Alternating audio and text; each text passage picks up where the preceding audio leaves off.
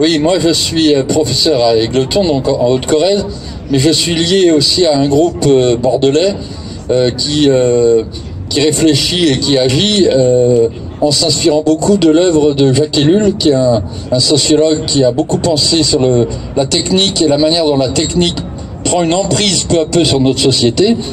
Et nous, ça nous conduit, les réflexions de ce sociologue, à penser qu'il faut, au sujet du pass sanitaire et du pass de la vaccination, bien distinguer deux choses.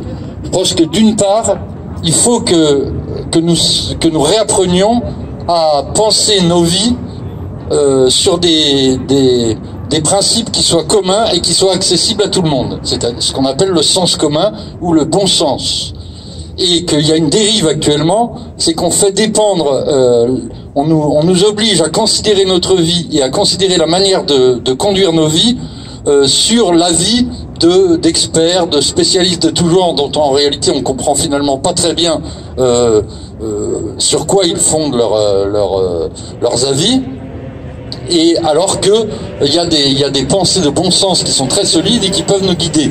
Et particulièrement au sujet de la vaccination, je pense que ce qui est très important, c'est que on arrive à percevoir que la médecine est en train de considérer que la santé est quelque chose qui est produit techniquement. Alors que la santé, il faut revenir à cette idée fondamentale elle est vraiment une arme du corps. C'est réellement une arme du corps. Donc repenser ça me paraît essentiel.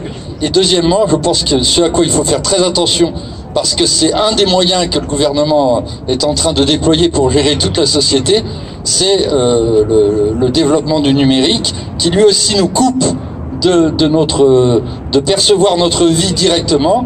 On devient dépendant de canaux d'information sur lesquels très souvent circule absolument n'importe quoi. Et là aussi, il faut revenir de plus en plus.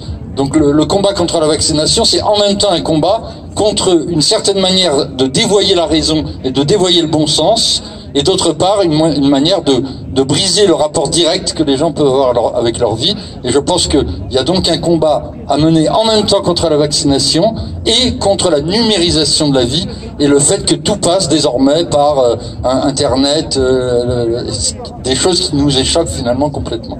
Voilà.